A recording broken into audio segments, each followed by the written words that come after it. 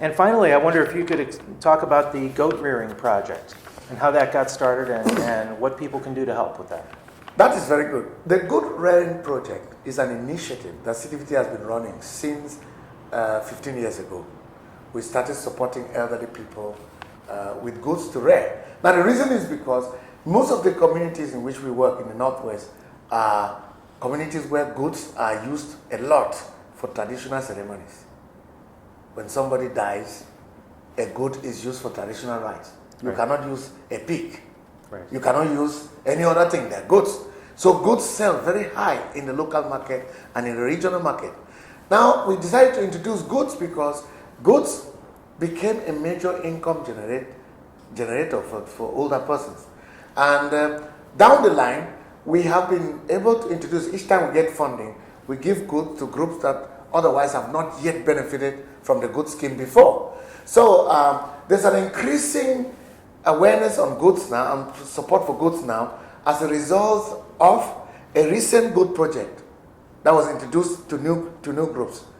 And this goat project was with the support of the president and co-founder of It's Never Too Late, a US-based technological company that improves technology for older seniors in the United States with physical disability and cognitive disabilities. Now, the name of the co-founder and president is Jack York. I just came in with, yes. You saw Jack here. Yes. Yes. So somehow, by divine providence, because in the last few years, our funding has begun to reduce a little bit because we are beginning to outgrow the capacity of All We Can in the UK to continue to fund us, because when they took us, we were a small group, and All We Can has the possibility to take an organization from a small level and grow them both in financial management, in human resource management, in programmatic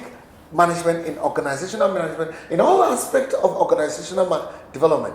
Now, when they do that, their policy states that in 10 years, if you have really been very good, because if you are not good in responding positively to their financial agreements and to their programmatic agreements, it means that you might not even make up to 5 years. But if you have been successfully receiving funding from All We Can for 10 years, they grow you to this level, and then after 10 years, they start preparing to graduate you in the next 3 years. So actually, All We Can grew CDVTA. They funded us. But after 10 years, they gave us a bigger program from DFID. And after the DFID program, we had done well. CDVTA had a score of A++ on the performance of the project, according to DFID evaluations and All We Can. So they said, okay, fine. You have now got to a point where you are too big for us. We were only able to give you a little bit of money, £30,000 a year. But now you are already used to getting about £150,000 a year. So it's time we now start preparing you for graduation. Mm-hmm. So the next 3 years is a period for your graduation. So due to this, we were advised, go ahead, try to get in contact with other organizations that might come to your support. We are going to be with you, but then you remain our technical partner in collaboration. If we need some services, we can come to you and ask you to help us somewhere. And I went to Australia last year to present at the ISA conference in Perth. And by divine providence, and I think it was truly God's call, I came to present in this workshop room where Jack was also presenting. I was the first person to present. And the person after me was Jack. And when Jack came up, Jack said, my presentation had inspired him indeed, and that he would like this story to be told in the United States.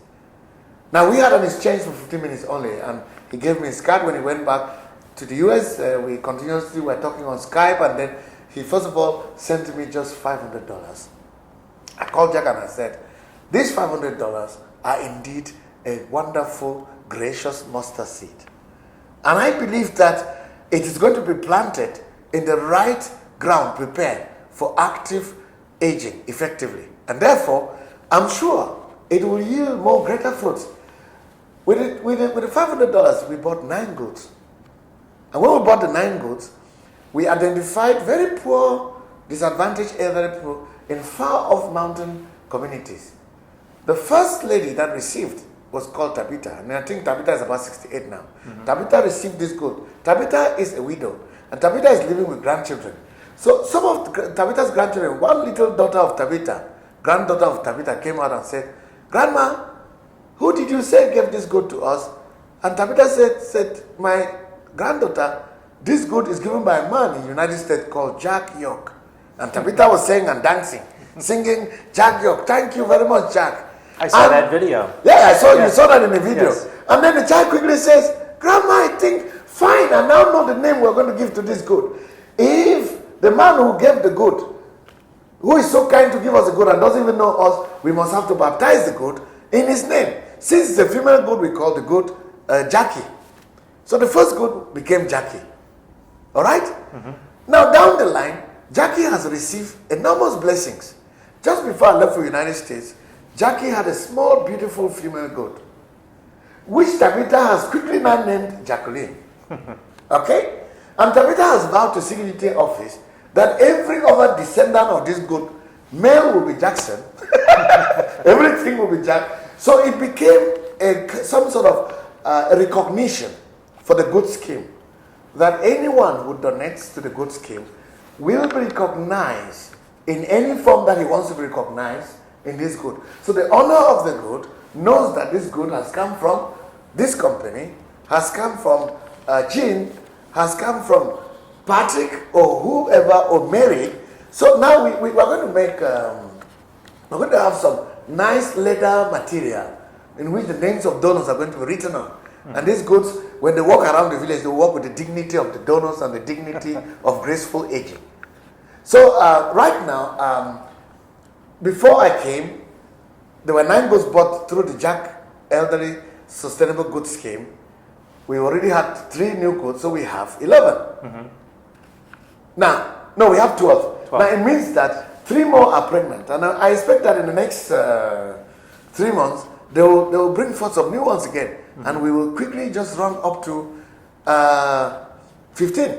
Now that's how the scheme is going to grow. And the scheme is a sustainable one because female goats will be given to other needy members of the group. Male group goats will be sold and the money kept into the group fund. And members can borrow from the group fund and pay back with very little interest. Now, the other day I was visiting a community in San Francisco. And this community is known as Sunnyview.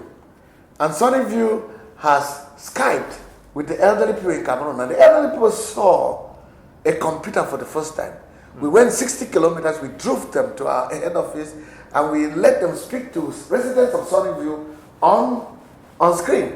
And they were surprised to have that. So Sunnyview is going to be supporting a good scheme. In fact, they already provided the funding already. While I was at Sunnyview the other day, they gave us a check of $11,000. That is wonderful.